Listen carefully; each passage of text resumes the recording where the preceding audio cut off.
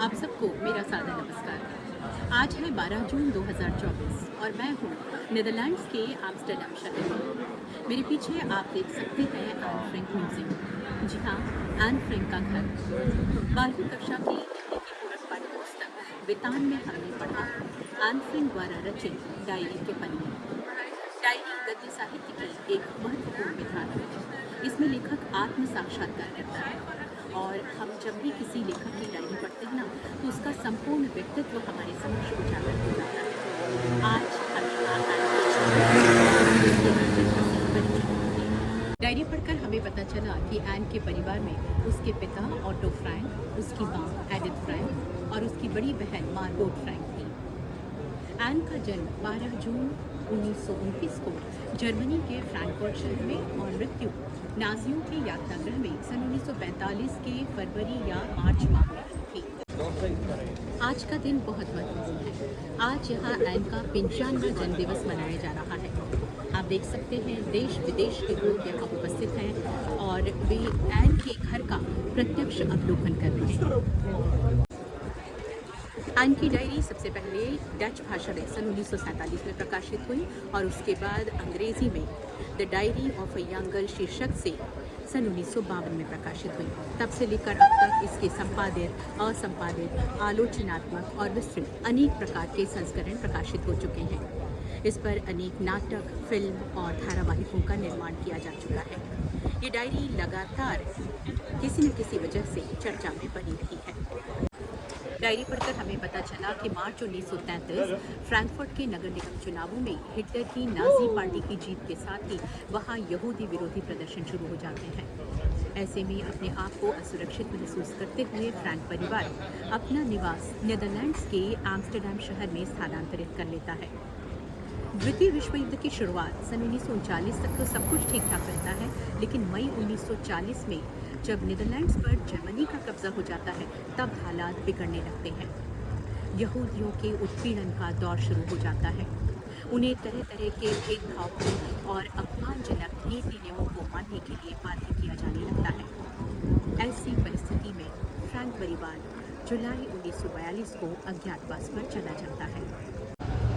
अज्ञातवास की योजना तो पहले ही बनाई जा चुकी थी, लेकिन इसका तात्कालिक कारण बनता है एन की बड़ी बहन मार्गोट को central office for Jewish immigration से आया बुलावा।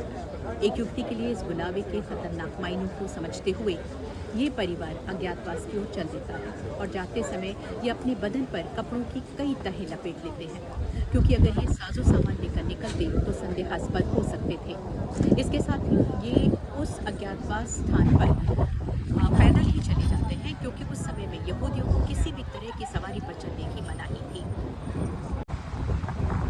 ये जगह थी ऑटो फ्रैंक के दफ्तर के भवन की पीछे की 2 मंजिलें, जिस तक पहुंचने की सीढ़ियां अलमारी की एक कतार के पीछे थी। यहाँ 2 मित्र परिवारों के 4 और सदस्य उनके साथ आकर रहने लगते हैं। इस तरह से इन 8 अज्ञातवासियों को फ्रैंक साहब के ऑफिस में काम करने वाले ईसाई कर्मचारियों से बहुत मदद मिलती है और ये 2 साल से अधिक का समय काट ले जाते हैं। 4 अगस्त 1944 किसी की दी हुई जानकारी के आधार पर गेस्टापो यानी हिटलर की खुफिया पुलिस इस गोपनीय निवास पर छापा मारती है और ये सभी नाजियों के हत्थे चढ़ जाते हैं और इन्हें यहूदियों के लिए बने हुए यातनागृह में भेज दिया जाता है। अप्रैल 1945 महायुद्ध में मित्र राष्ट्रों के हाथों जर्मनी की पराजय के बाद जब कैद से यहूदियों को रिहा किया जाता है, तो फ्रैंक परिवार के सदस्यों में केवल पिताजी नहीं बच पाते हैं। नाजियों की सांप्रदायिक नस्ली घृणा की आग जिन लाखों निर्दोष यहूदियों की आहुति लेती है, उसमें अपनी माँ और बहन के साथ एन भी शामिल रहती है। एन की डायरी 2 साल के इसी अज्ञातवास के दरमियान लिखी गई थी। उनके 13वें जन्मदिन 12 जून 1942 को जब उन्हें लाल और सफ़ेद कपड़े की जिद वाली एक नोटबुक दी गई, तभी उन्होंने निश्चय कर लिया था कि वे इसे अपनी डायरी बनाएंगी और इसमें अपनी भावनाएं व्यक्त करेंगी। डायरी उन्होंने उपहार में ही मिली गुड़िया किटी को संबोधित करके लिखना शुरू की। इसका आखिरी हिस्सा उन्होंने 1 अगस्त 1944 को लिखा। इसके 3 दिन बाद वे नाजी पुलिस के हत्थे चढ़ गईं। संयोग से उनकी डायरी पुलिस के हाथ नहीं लगी।